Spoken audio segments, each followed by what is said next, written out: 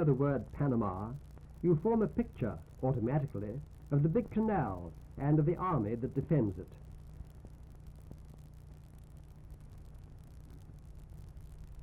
The Panama Canal is one of the greatest engineering works ever conceived by man. Great ships of peace or war are lifted 85 feet so that they may sail over the top of the continental divide and are then lowered to the level of the opposite ocean.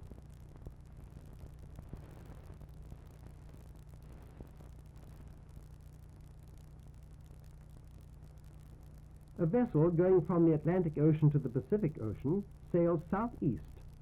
If you don't believe it, look this up on a large-scale map. The canal zone occupies only a small fraction of the territory of the Republic of Panama. We are now flying in a United States Navy plane over a few of the countless islands that dot the ocean blue. We are off for a visit to one of the most interesting of the Native American peoples, the San Blas Indians. Their friendly welcome to the American plane discounts the legend of their supposed hatred for all white men. They did show fierce hatred to the Spanish invaders who tried to enslave and rob them, but we can hardly blame them for that. The San Blas are a pleasant-looking people. Their color is that of a good deep suntan. A sprinkling of albinos among them explains the mistaken notion that they are a tribe of white Indians. They're short in stature. A woman will wear a small gold ring in her nose, a necklace of gold coins, and sometimes large gold plates serve as earrings. The dresses are brightly colored, lavishly embroidered, by hand of course, with a unique sort of applique work. It is the women who really rule the roost here, and the family tree is traced on the mother's, not the father's side. Missionaries here have barely scratched the surface. One was a good doctor. When he died, they set up his image in wood so that he could continue healing their sick. They live largely from the products of the forest and have only very primitive tools. Here is a mill for extracting the juice of the sugar cane. Part of their food also comes from the sea, for the word Panama means abundance of fish. In this easy-living land, the animals, too, change very little. They have survived for ages because they found their own peculiar means of defense against their enemies. The iguana, for instance, is one of the oldest forms of animal life, a tough survivor of the long-gone age of reptiles. He's still here, fighting with his long, sharp-pointed tail. Another battler who fights with his tail is the scorpion. He arches his poison stinger up over his back at his inveterate enemy, the tarantula. He tries to close in. It's a fight to a finish. Sometimes one poison expert dies, sometimes the other. The tarantula is a giant spider with body as big as a full-grown mouse and furry legs that cause your skin to prickle as he walks over you. He has poison fangs about the size of those of a young rattlesnake. This giant toad weighs over a pound. His protection consists of poison sacs in his shoulders. Another unpleasant customer is a vampire bat with teeth and claws so sharp that he can be handled only with thick leather gloves.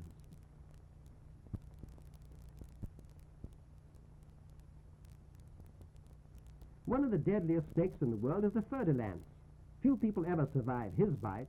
Only an expert dare handle him, yet he is no match for the mussurana, who is the enemy of all poisonous snakes. And he is so gentle he can be handled and petted.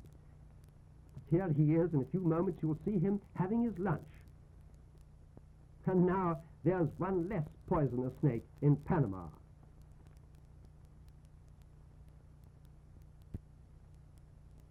Some animals escape death by fighting, others by running away.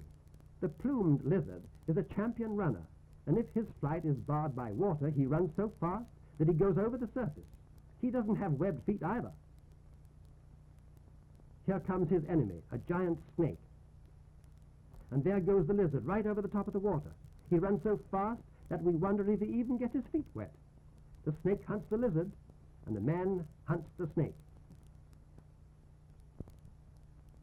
He seizes it with his bare hands, but if you watch closely, you will see him bitten twice, in the leg and in the hand. Now for some exploring by canoe. Dense jungle foliage comes right down to the water's edge, and we're constantly on the lookout for animals. Very little is to be seen this way, however, for wild animals stay wild and alive, chiefly by staying out of sight. Most of our pictures were therefore arranged with the help of a man who makes a business of hunting animals for zoos. Here is the white-collared peccary, harmless looking enough. He seems just ready to make a nice pork roast. Yet, he is one of the most dangerous fighters in the jungle.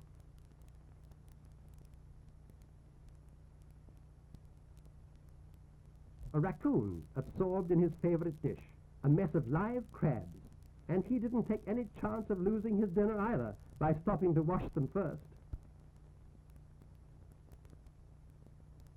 Here is another specialist, the tarantula, an anteater. His long snout and tongue are just the thing to dig out his favorite food. Another species of anteater who prefers to live in trees is the silky anteater. He doesn't mind visitors at all. He's quite willing to cling to them and to be fed, especially since he has learned that this generally means food.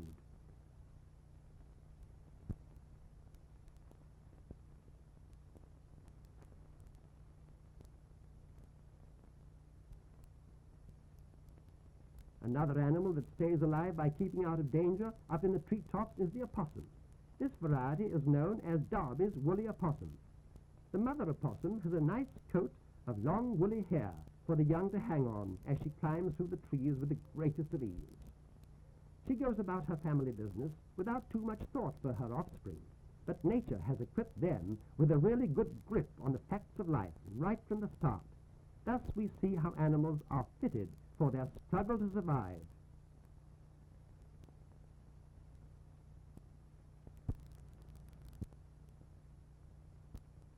Here seems to be an exception. Surely these sloths are too slow either to fight or to run. But put them up in the trees, and you can see how they manage to survive through the ages. They can really take care of themselves just as soon as they're off the ground. There are two principal types of sloths in Panama. They are distinguished by the number of toes they have. The three-toed variety is a good-natured, gentle fellow who doesn't mind being handled, but he is a homebody who thrives only on the food he gets close to home, so he cannot be shipped satisfactorily to our zoos.